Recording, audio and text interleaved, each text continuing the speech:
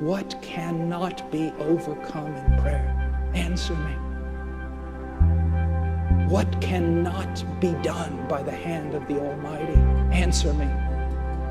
What can be done by your feeble arms? Answer me.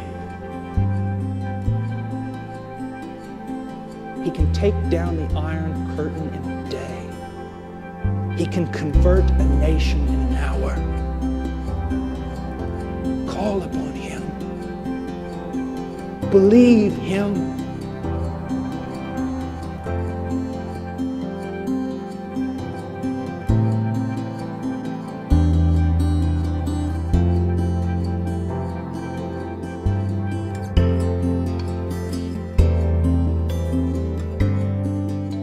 Jesus was a man of prayer. And I've just scribbled down here a bunch of verses, and I'm going to kind of read a hodgepodge of verses that you might come to understand the importance of prayer in the life of Jesus Christ, and then come to understand that if prayer was so important to the incarnate Son of the living God, then how much more important should prayer be to us? How much more should we depend upon prayer? Jesus lived a life of prayer. That's the first thing I want you to see. In Luke 5:16 it says, "But Jesus Himself would often slip away to the wilderness and pray." You know, oftentimes when we find something that we greatly enjoy, as opposed to what we grudgingly must do, we try to slip away to it. A man might want to avoid his yard duty by slipping away to watch a ball game. A man may come into work early so he can slip away to go hunting. A wife may want to slip away to go to the mall. They slip away to the things that they most enjoy. Isn't it a crime that Jesus Christ and the labor of the kingdom seems almost to be work that we want to slip away from? I heard tell of a story of an evangelist. He got off the plane and was received by the pastors, and immediately they took him out to play golf. I don't have much of a problem with that. Never played golf myself. But they took him out to the golf course, and that's a fine thing. I guess they saw that he needed to rest, and as they were going out there across whatever you cross to do whatever you do when you play golf, the evangelist just happened to mention, he said, "Well, you know, the Lord is so good. The other day he was just..." And the preacher stopped him and says, "Let's not talk shop out here.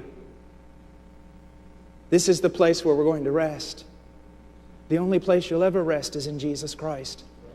And you know when you're walking with God, when you slip away to Him, when you say, there's so much I have to do, so much grudging work, so much labor, I just wish that I could slip away to Him for a moment, because He's the one to whom I escape.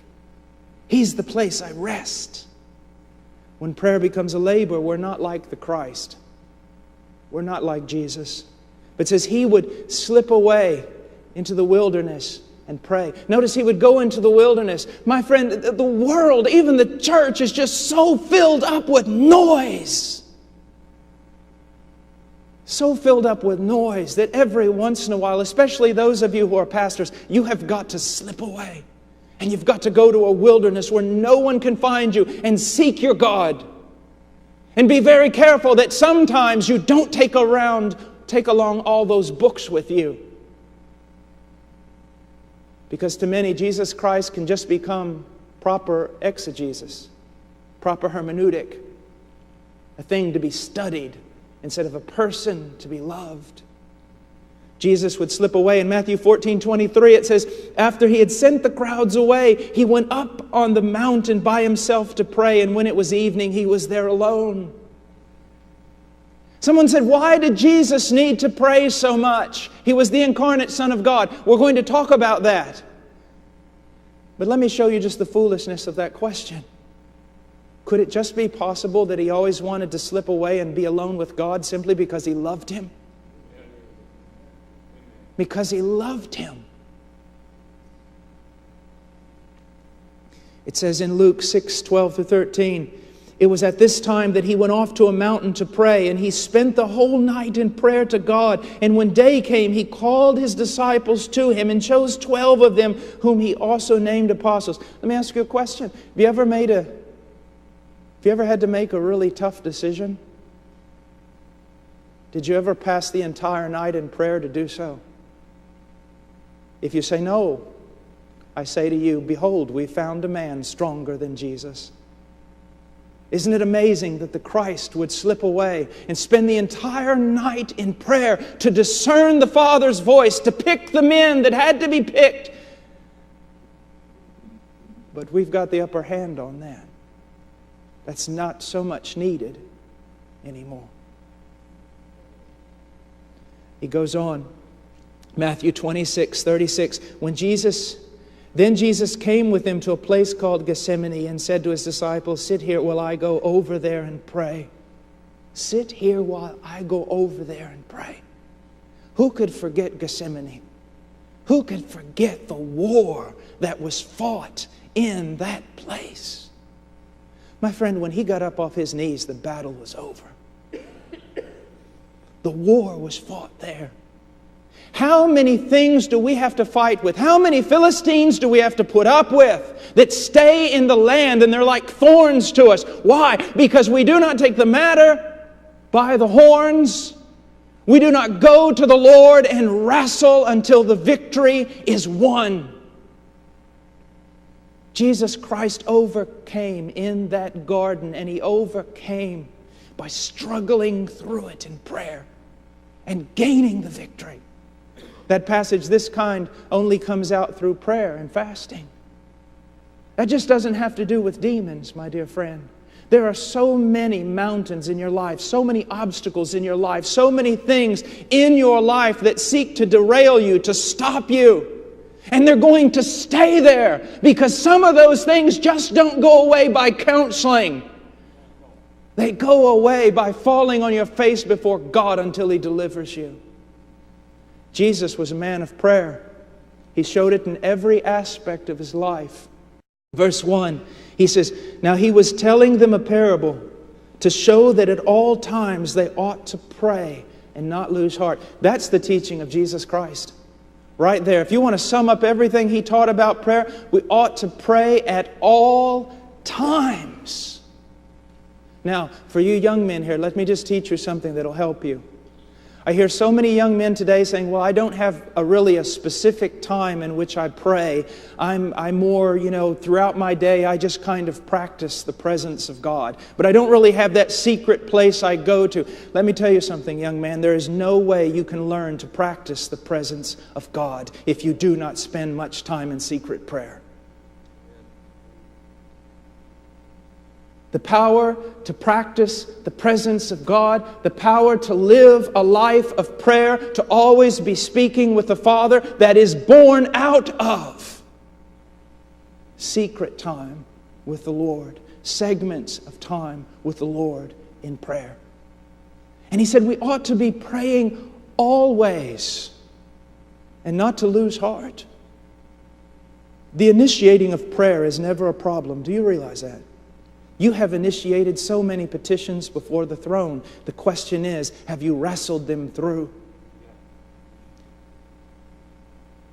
Have you pressed on in to lay hold? Have you kept going? Are there petitions in your heart, in your mind, down on pieces of paper that possibly have been there for 15 years? But you say to the Lord, I will not let you go. It is so easy to initiate prayer, but to persevere in that praying. So he said we ought to pray, and we shouldn't lose heart, because losing heart is the very end of all praying. And then he says in 18:8, what I consider to be one of the saddest verses in the entire Bible. And it is this, in 18:8, I tell you that He will bring about justice for them quickly. However, when the Son of Man comes, will He find faith on the earth? Now, why is that so sad? Jesus has just given them a parable to demonstrate to them why they should always pray and not lose heart. It's almost as though Christ is going, listen, my Father is faithful. My word is true. He's willing to do far more than anything you could ever ask or think. I am telling you, ask and you'll receive. Knock and it'll be open to you. Seek, you'll find. And then the Lord stops and goes, but then again, when I return, will I find anybody believing this?